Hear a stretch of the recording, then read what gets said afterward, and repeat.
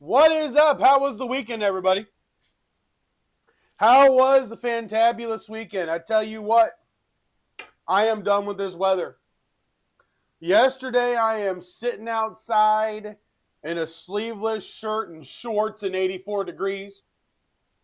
Last night, this ginormous uh, thunderstorm cell rolls through, and this morning it is 33 degrees when people wake up.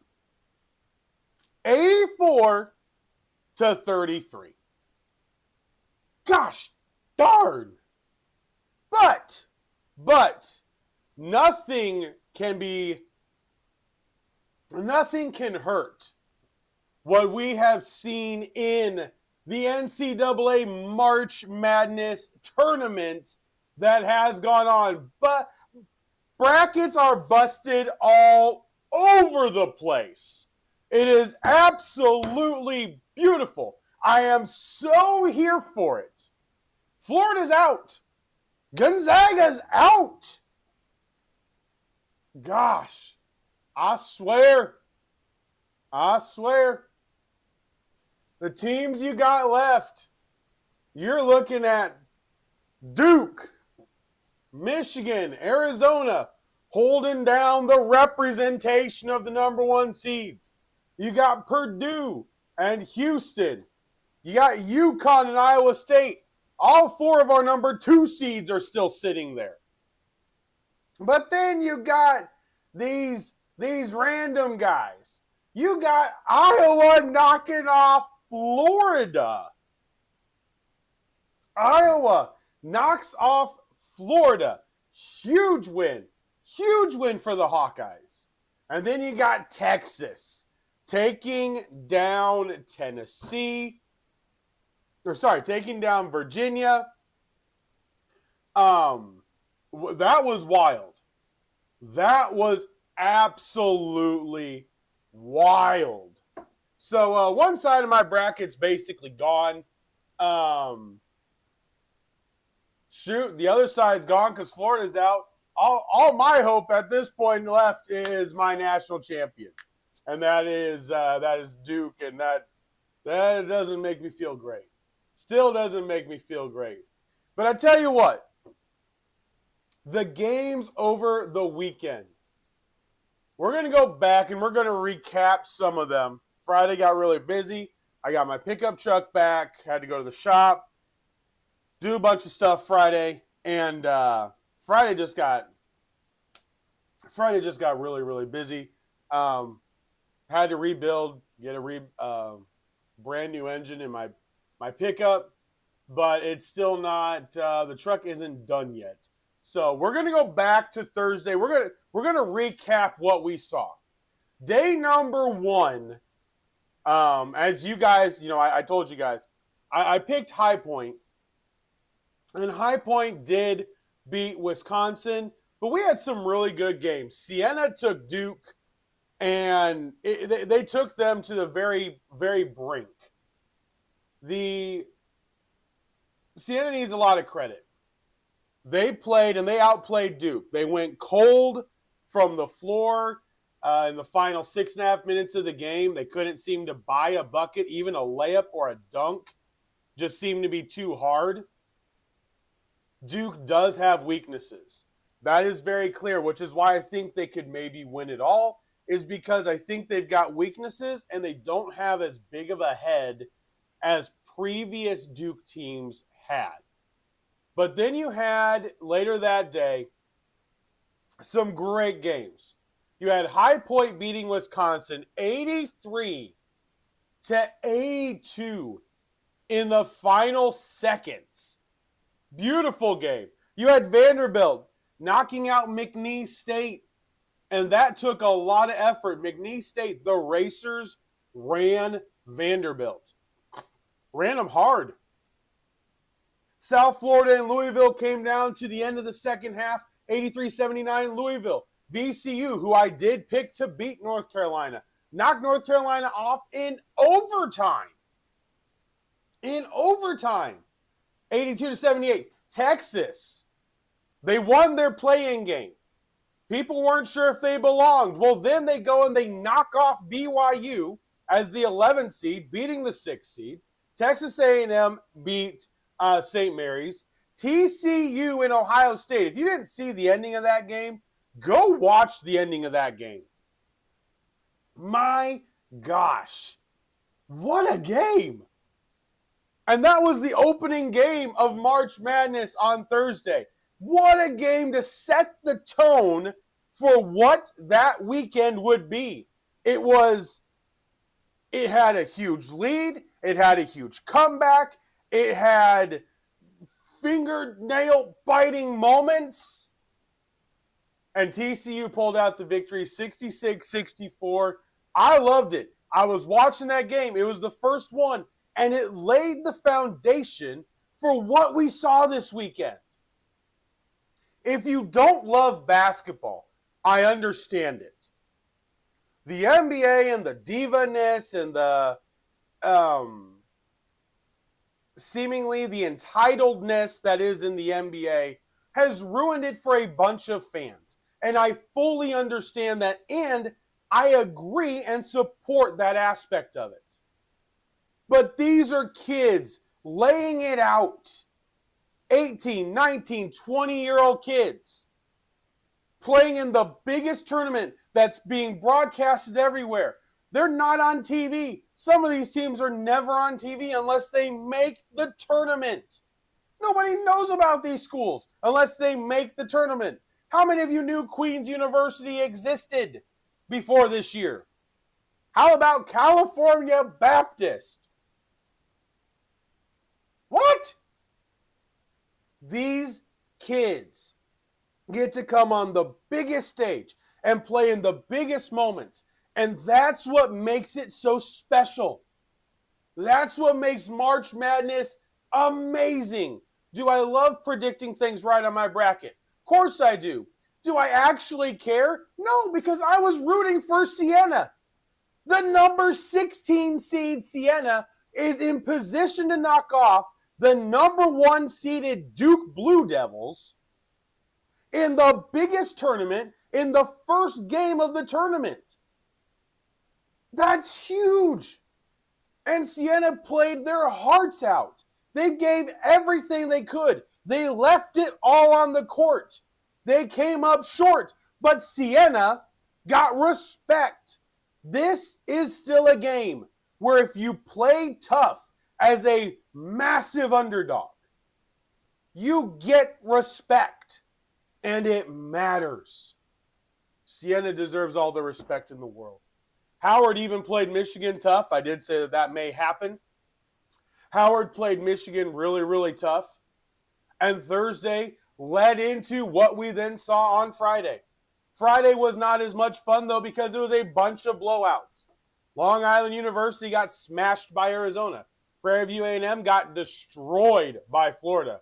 Iowa State roasted Tennessee State. Purdue crushed Queen's University. But then you had a couple games. California Baptist came in to the tournament, the number 13 seed. They came back and lost to Kansas 68-60. Then you had Tennessee completely smash Miami of Ohio, unfortunately. 51 points in the first half for Tennessee. 51 points. Miami just couldn't keep up offensively. You then had the wild game between Kentucky and Santa Clara that went to overtime after two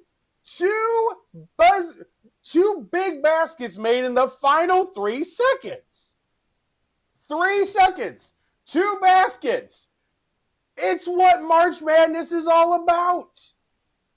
You put up a shot and a prayer, and when it's answered, you move on. It's that simple. And if it's not, you go home.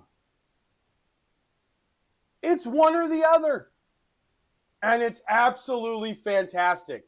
That Kentucky-Santa Clara game, I wish it didn't have to end. That was exciting. The UCLA-UCF game was just as exciting. UCLA played very, very well. And UCF hung in there. Utah State beat Villanova, and then Iowa knocked off Clemson. Friday was kind of a dull day. It was. It was kind of a dull day. And then we got to Saturday. Michigan, which beat up on the St. Louis Billikens, which I said would beat Georgia.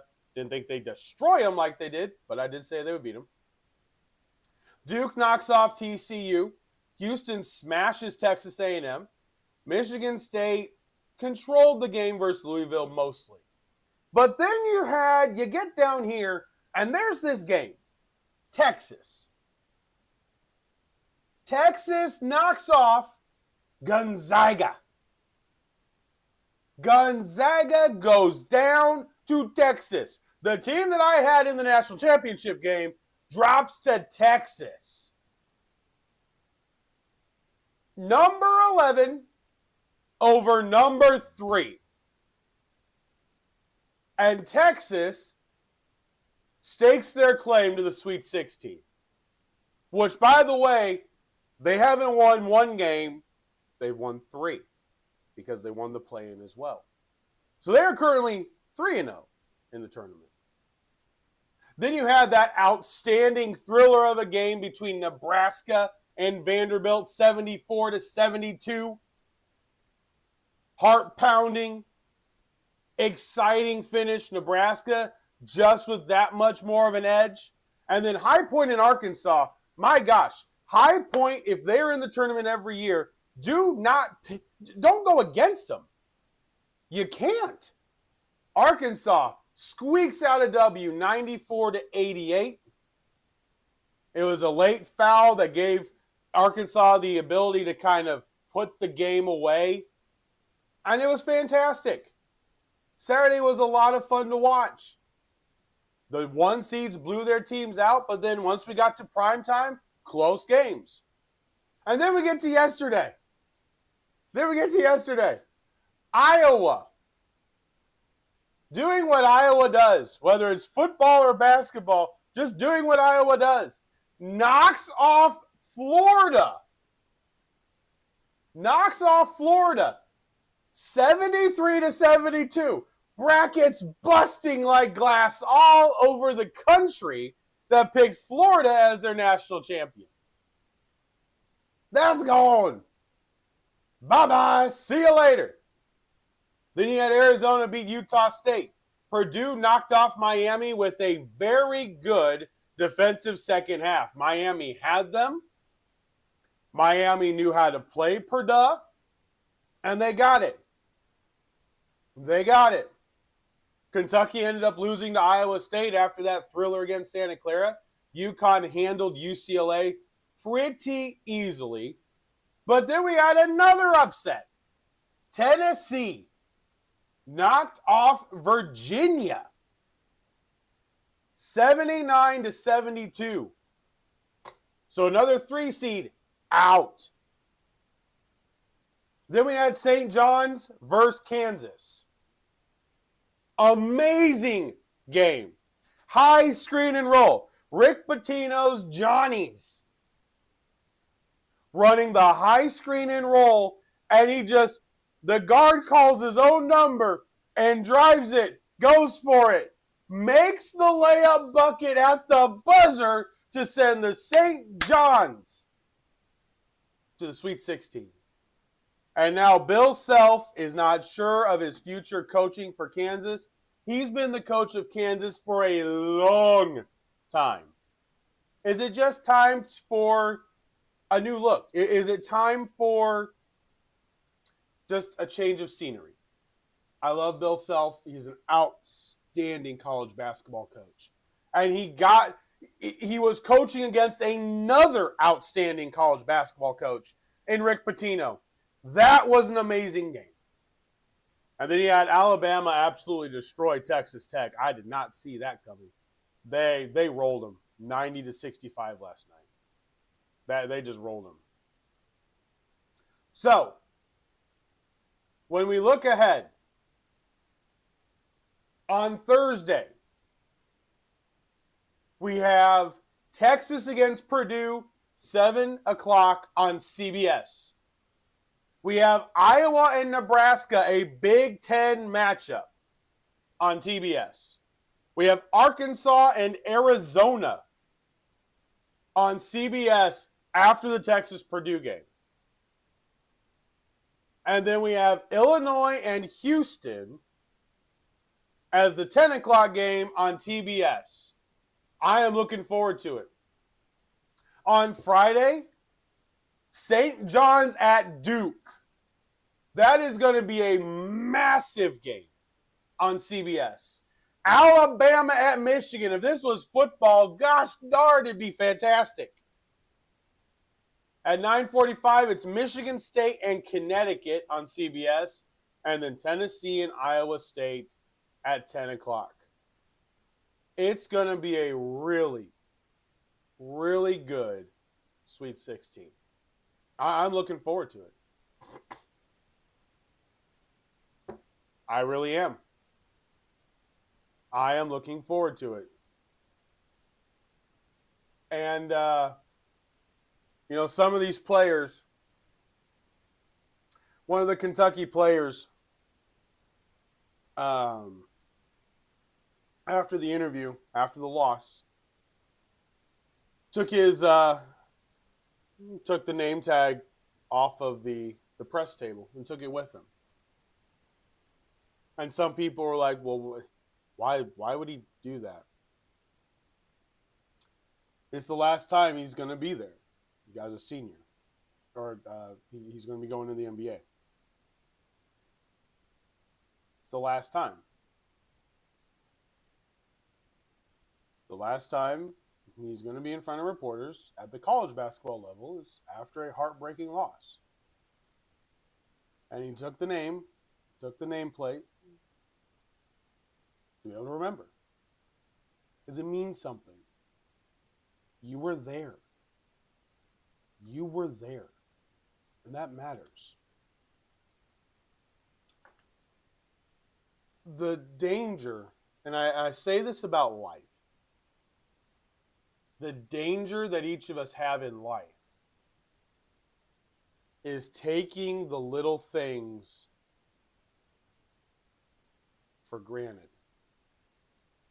Little things that matter because we're so focused on the bigger thing. He's going to go try to make it in the NBA. Do I believe he's going to get drafted? I don't know. There's only 60 players that get drafted in the NBA. There's only 60 players that get drafted. I can't tell you whether or not he will. The NBA is kind of harder to predict outside of the top 20 to 30. I mean, really outside of the first round. I can't tell you. Because the second round is just who everybody believes fits their team. Because most of them are going to be in the G League, and it's about who you want for competition within your team. So I don't know. But he is going now towards the bigger dream, the NBA.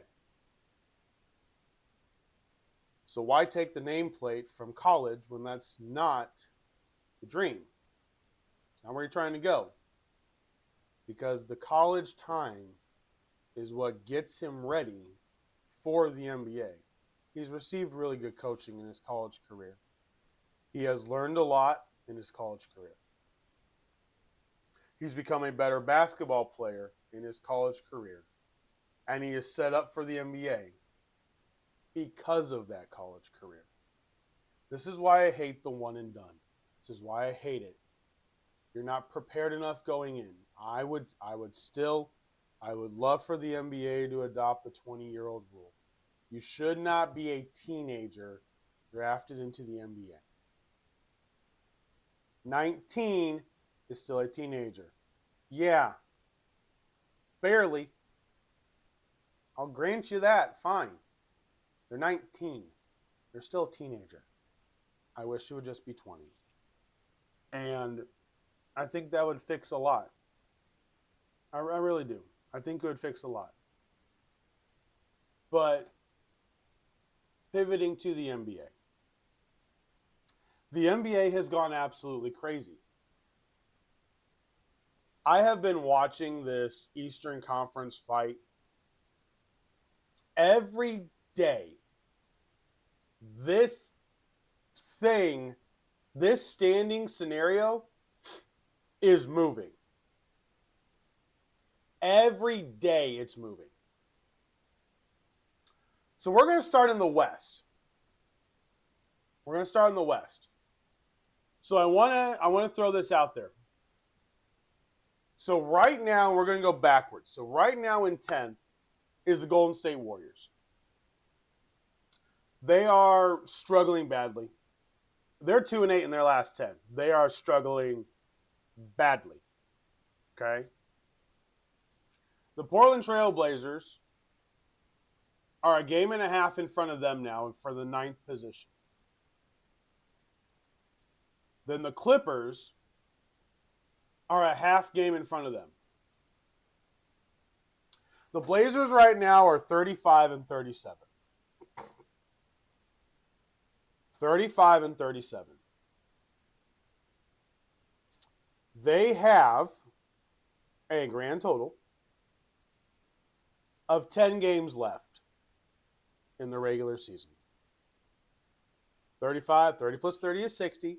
7 plus 5 is 12. That's 72. There's 82 games. Simple math. That's how I did that. Pretty easy. They have 10 games left of the regular season. Reaching 7th, they're 5 games behind 7th place. They're not going to reach 7th. The Suns would have to go on a massive losing streak, and the Blazers would have to win a lot to be able to catch the Suns. But they can get to 8th. They can get to 8th. They're only a half game behind the Clippers. The Warriors are done. The Warriors are done. In my opinion, the Warriors are done. Even if Curry comes back, I don't see how they can do it. Sorry, my lunch is right here. I'm hungry. Curry doesn't change anything on this team. He really doesn't. They are that bad. So, whoever gets 9th, I believe, has a relatively easy W to move on to the next game in the play-in. Now, the Suns are a really confusing team.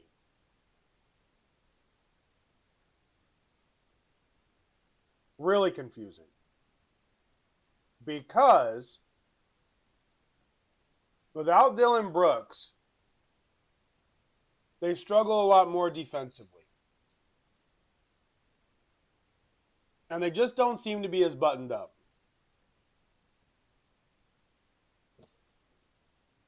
Now, I do think,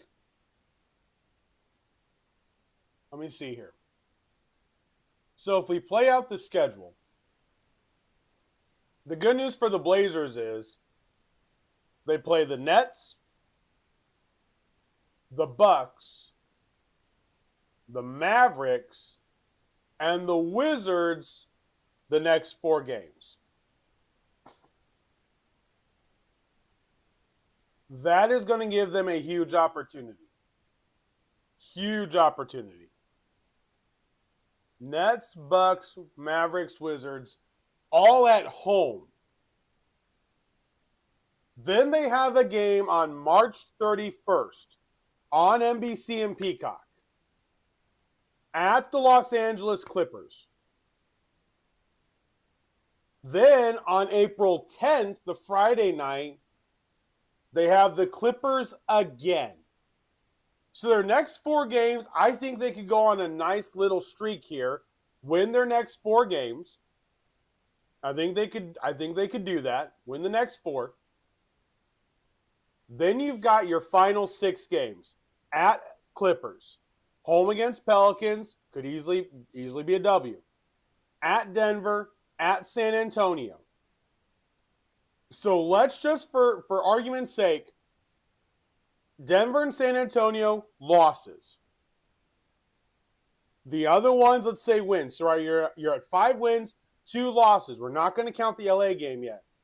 You have the Clippers on the 10th of April, and then you close the year at home against the Kings. So let's just assume right now you're 6-2 in these last 10 games, minus the Clipper games, because you have 2 games. 6-2. At 7-3, I think they'll jump. I do think they could potentially jump the Clippers, because I believe the Clippers' schedule doesn't leave them as much wiggle room. Now, the Clippers play the Bucks. Should be a win. They're also home against Toronto. That one I can't guarantee you. They're at the Pacers. That's a win. At Milwaukee, probably a win. Then they got the Portland game. So leave that game out. San Antonio, loss. Kings, win. Mavericks, win. Thunder, loss. At Portland, and then home against Golden State. So for them, let's go San Antonio, Thunder, loss. So that's 2 losses. Toronto, I'll give them for sake of argument. Maybe. That Toronto game kind of scares me because Toronto could play them really, really tough. So the Clippers in the last 5, just the last 5, at home against Sacramento, lost. San Antonio, lost. Back-to-back games at the Pelicans, lost. At the Mavericks, took overtime on Saturday to beat them. And an outstanding game by Darius Garland. They can lose to Toronto. They could lose on the road to Milwaukee, honestly. I don't have as much faith in the Clippers with the teams that they lose to. So it's going to be a fight. It is going to be a fight. Now, when you go to the Eastern Conference, this is hectic. Oh my gosh, is this hectic. So, the bottom 4, starting at 10. We'll get to the top 6 of the Western Conference in a second. We're doing the play-in stuff first. Hang on. But the play-in for the Eastern Conference goes from spot number 10 to spot number 5. At number 5, you have the Raptors. They are a half game in front of the Hawks, which are now 6, by the way. They've gone from 9th to 6th. They have raised up that ladder. They're now 6th. And then you have behind them, right there with them, the Philadelphia 76ers, who are a half game in front of the Orlando Magic, who are a half game in front of the Miami Heat at number 9, who are a game in front of the Charlotte Hornets at number 10.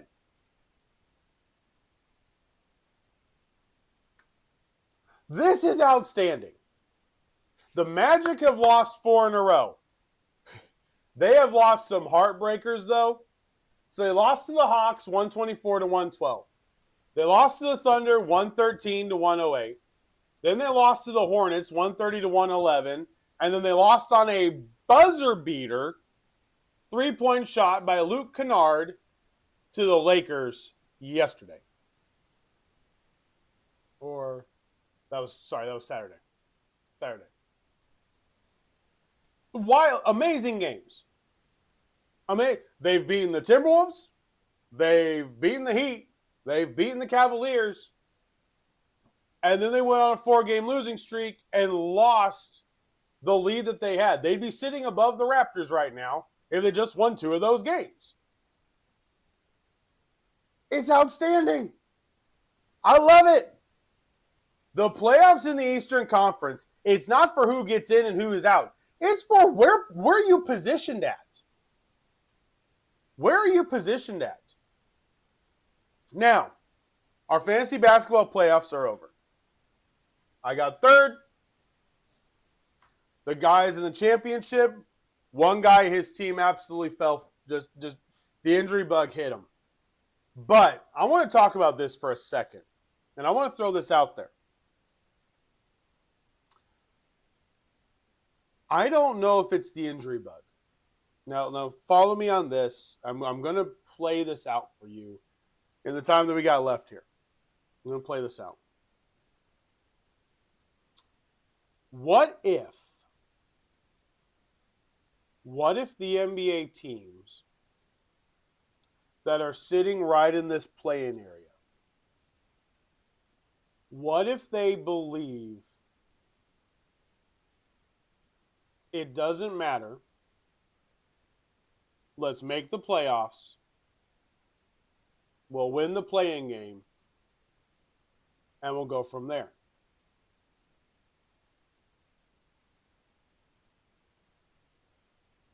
Could there? Because none of these teams that are sitting in between 10 and 6, I guess 10, 7, 8, or 10, 9, 8, and 7. None of those teams are worried about losing their playoff spot. Even the Warriors. The Warriors have gone 2 and 8 in their last 10. The Pelicans. The Pelicans are 8.5 behind them. 8.5. They're not even close. Not close at all. So, excuse me. Could the teams be resting the injured players to make sure they're just ready for the playoffs? I was looking at the games back. Now, there's only 82 games, okay? There's only 82 games. This isn't Major League Baseball with 162.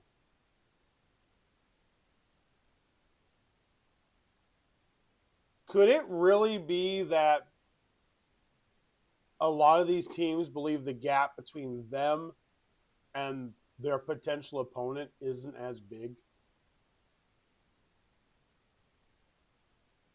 Could it be that the teams don't believe that they're actually at a disadvantage? Why else would you just rest players? You're in the middle of a playoff hunt where you could be 5th. If you're 5th, right now you're playing the Cleveland Cavaliers in the Eastern Conference if you're 5th. The Magic have beat them. The Magic know they can beat them. They are a bad matchup for Cleveland. Cleveland does not have the length to match the Orlando Magic. That is a bad matchup for Cleveland. And I would pick Orlando in that. I'll be honest with you. I would. I would really pick Orlando. The thing is, the Pistons without Cade Cunningham, they got to be careful in matchups. Their defense is predicated by Cade Cunningham's on-ball pressure. So, to get a guaranteed spot in the playoffs, you have to be X amount of games in front of 7th place. Okay? So right now in the Eastern Conference, we'll do Eastern Conference and then we'll go back to the West. The Pistons have locked up the playoff spot. The Celtics, Knicks, and Cavaliers at 3, 4, and 5 have not. Celtics are 4.5 back. Looks like they're going to be the number 2 seed. But New York is right there, who have won 6 in a row, trying to knock the Celtics down to the 3 seed. Now, depending on who the Knicks play, the 3 seed may be more worth it than the 2 seed, because that 7 seed is going to have a team that went through the play-in that is really, really, really hungry again. And it does seem like the Knicks don't play well against hungry teams. Teams that are willing to challenge them on the offensive side of the ball, because the Knicks can go cold shooting. They can. But the Cavaliers are sitting there 2.5 back of the Knicks. I think they're basically locked into that 4th spot, barring a collapse from either the Celtics or the Knicks. I think the Cavs are locked in at that 4th spot pretty securely. I do. But between the Raptors, Hawks, Sixers, Magic, Heat, and Hornets, I have absolutely, positively no clue who is going to be where at the end of this season. No clue. None. And I was looking ahead just because, I can. I was looking ahead to April 12th, looking at the games on that final Sunday. How many of them could still have position mattering? And it's a lot. For a final day, if we have what we've got right now with the back and forth and a game here and a game there and this game and that game and those games and these games, that final day on Sunday,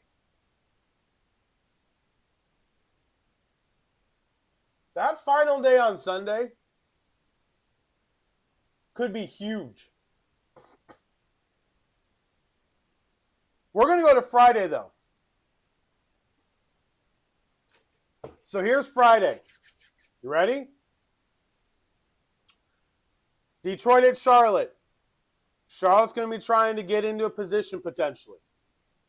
Miami at Washington. Does Bam go off for 84 points this time? Cleveland at Atlanta. Atlanta may be in a position to get a top 6 seed. You've got Toronto at New York. The Raptors could be fighting for a position, and the Knicks could be fighting for a position. You've got Oklahoma City at Denver. Denver's going to be fighting for playoff position. Minnesota at Houston. They're fighting each other right now. Then you've got the Clippers at Portland on that day. The Suns at the Lakers. The Suns may not be playing for top position, but the Lakers may still be trying to lock in the 3rd seed. And then you get to Sunday. Magic at the Celtics. Orlando at Boston. And by the way, Sunday, April 12th, a bunch of them start at 6 and a bunch of them start at 8:30. FYI, split in half. Orlando at Boston. Atlanta at Miami. That could be a straight flip-flop. Loser goes down, winner goes up. Charlotte at New York. Again, potential positioning for Charlotte. Phoenix at Oklahoma City. Denver at San Antonio. Golden State playing the Clippers. I don't think it's going to be for who's 10th, but it could be for whether or not the Clippers get 8 or 9. And then the Kings are at the Blazers. Same thing. Who gets 8 or 9? As of right now, 10 games out, 10 games left in this basketball season, you have everything you want in an NBA season. FYI, from yesterday, we have 3 weeks left in this NBA season. 3 weeks left. 10 or 11 games depending on which team. Fantastic. Fantastic. I love it. It's exactly what you want. Exactly what you want. And I am so ready for it. All right. So the Western Conference, let's wrap this up. So the Western Conference, Oklahoma City Thunder, number 1. 3 games in front of the Spurs. I don't think that's going to change. They are clearly the 2 best teams in the NBA right now, period. Lakers are sitting there at 3rd. They are now 2.5 after this beautiful 9-game win streak they're on. 2.5 in front of every single one of the teams after them. Houston, Denver, Minnesota. All 3 of those teams are tied. 2.5 back of 3rd place. They're all tied right now. So every single game, the standings are moving in the Eastern Conference and the Western Conference with 10 games left to go in the year. Last time I checked, that's pretty gosh darn good football. That's simple. That's simple. All right, it would not be Sports Talk with Hawk without an NFL update. Jackson Smith and Jigma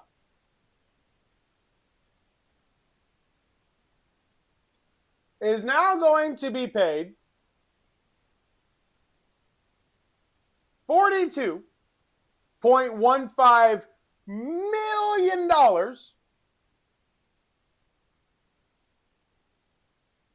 $120 million guaranteed for 4 years. 4-year, $168.6 million deal. Now, is he worth it? No.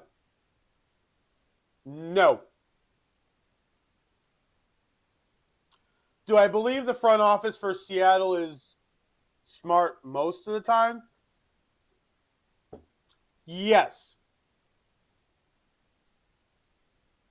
But Jackson Smith-Njigba is now contracted through the 2031 season for the Seattle Seahawks. 2031. He is going to be a Seahawk for a while, unless something happens. Is he worth it? Absolutely not. Is Puka Nacua going to get a bigger deal? I don't know. I know it ain't going to be from the Rams. In fact, if that's the deal that Puka wants, I'll be honest, I'd let him walk. Puka's really, really good. He ain't that good. He ain't that good. So, we'll have to see what happens. We'll have to see what happens. Tell you what, though. I'll tell you what.